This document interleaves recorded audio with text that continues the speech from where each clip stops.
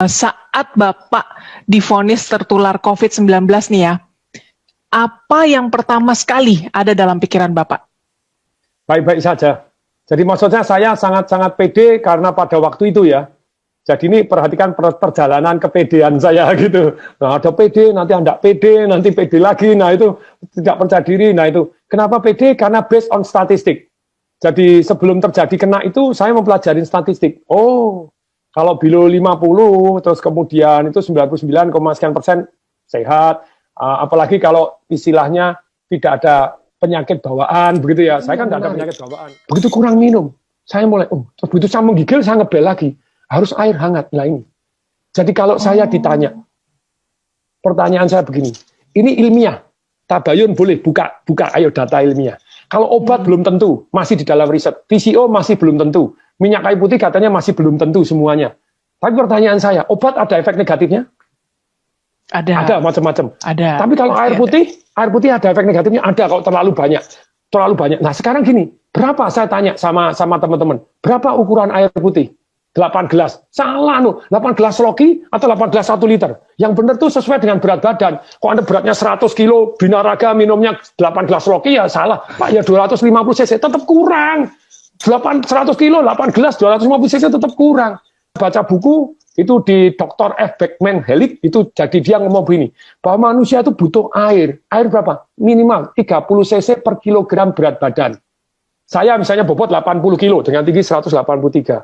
Bukan 8 gelas, yang benar 2,4 liter, 30 cc kali kilogram per berat badan.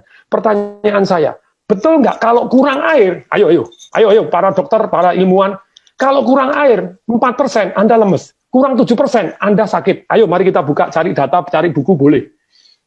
Kurang 20% Anda mati. Dalam hidup ini semua boleh kurang 20%. Mati, Anda kurang 20% apapun boleh, kurang protein, kurang kalsium, kurang oksigen 20% Anda masih hidup. Tapi kurang air 20%, you die. Pertanyaan saya, kenapa di rumah sakit tidak diwajibkan minum? Halo rumah sakit, ini penting sekali. Kenapa tidak diwajibkan minum?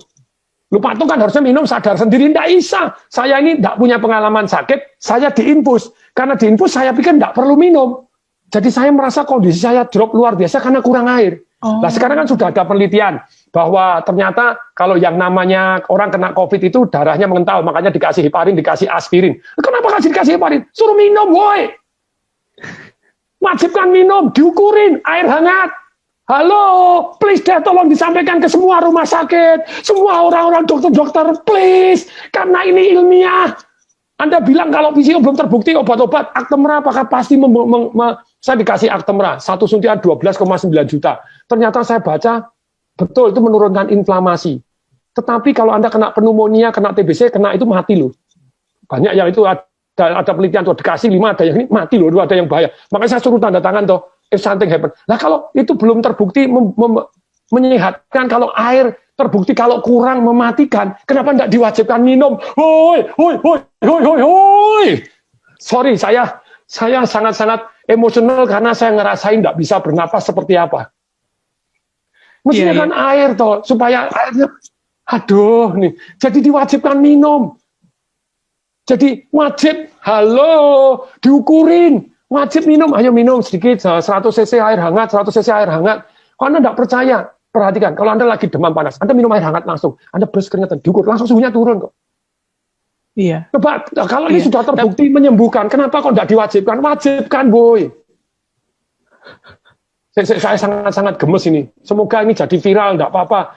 Jadi amin.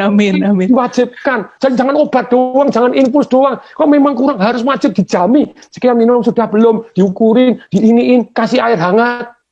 Nah kan tubuhnya jadi darahnya jadi mengalir lebih lancar. Terbukti.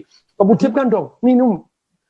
Lebih kemungkinan sehat lebih tinggi daripada Anda tidak perhatian terhadap mereka minum nggak. Ketika orang lemes, gini diinfus terus kemudian tidak minum, lah ya kasihan toh ya. Nanti dites darah tidak keluar, dianggap darahnya mengental. Setelah mengental dikasih heparin, dikasih aspirin. Aduh, suruh minum. Wajib. Minum air putih hangat ya. Air putih hangat itu yang paling penting ya, Pak Atung ya. Dan ukurannya 30 cc per kilogram berat badan. Karena tadi kalau air terbukti penting, kenapa tidak diwajibkan minum air? Pernapasan penting, kenapa tidak diwajibkan? Jadi jangan hanya obat boleh, please deh. Sejauh Anda tahu boleh, tapi kalau air terbukti kurang mematikan, kenapa tidak diwajibkan minum air? Air hangat, hoi. Kalau air sudah terbukti ini ya harus kasih deh. VCO sambil jalan, kenapa Anda? Itu Pak, itu masih mitos, belum terbukti. Loh kalau belum terbukti, obat Anda apakah sudah pasti terbukti? Kalau obat sama-sama belum terbukti, ini efeknya lebih ringan. Dan kalau Anda percaya enggak, kalau Anda yang sakit, saya enggak memujikan Anda sakit, siapapun Anda yang sakit, apapun dilakukan loh. Suruh minum obat ini, nanti kalau kemungkinan mati ya daripada ini ya batik kesubuhan ya apa ya suruh apa ini. Lah kalau VCO kan baik-baik gitu ya, kenapa enggak gitu loh. Jadi ada penelitian bahwa ternyata orang yang gembira itu megahertznya tinggi, orang yang marah megahertznya rendah, dan orang yang megahertznya rendah kena sakit macam-macam. Jadi itu dokter penelitian, jadi orang-orang ternyata yang sakit itu gelombangnya beda dengan orang yang sehat. Nah kalau orangnya supaya gelombangnya naik, nah itu ada perasaan bersyukur, penuh harapan, terus kemudian juga nyanyi-nyanyi, itu nyanyinya tentu saja nyanyi yang gembira, nyanyi yang sedih-sedih gitu. Terus kemudian ketawa tanpa sebab. Sekarang hati yang gembira, boleh kok ayo tabayun kepada saya buka-bukaan data gitu ya. Kenapa nggak diwajibkan? Yo, kenapa nggak diwajibkan kalau ternyata secara ilmiah terbukti bahwa menaikkan imun sistem dan megahertznya tinggi, energinya tinggi. Kenapa diwajibkan? Nyanyi bareng, ayo nyanyi walaupun pakai masker ini, nyanyi nonton video lawak, itu diwajibkan. Kan itu cost nothing. Kalau diperkenankan Tuhannya. Misalnya saya diperkenankan kasih saya panjang umur dan sembuh dari penyakit ini. Tapi kalau saya harus diambil, izinkan ya, diambil dengan gembira. Harus protokol kesehatan. Ya, Iya. itu dari saya. Siap. Baik Pak Tung, terima kasih banget Pak sudah mau sharing sama Tagar TV.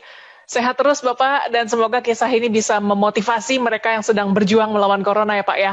Ya. Salam dahsyat. Salam dahsyat.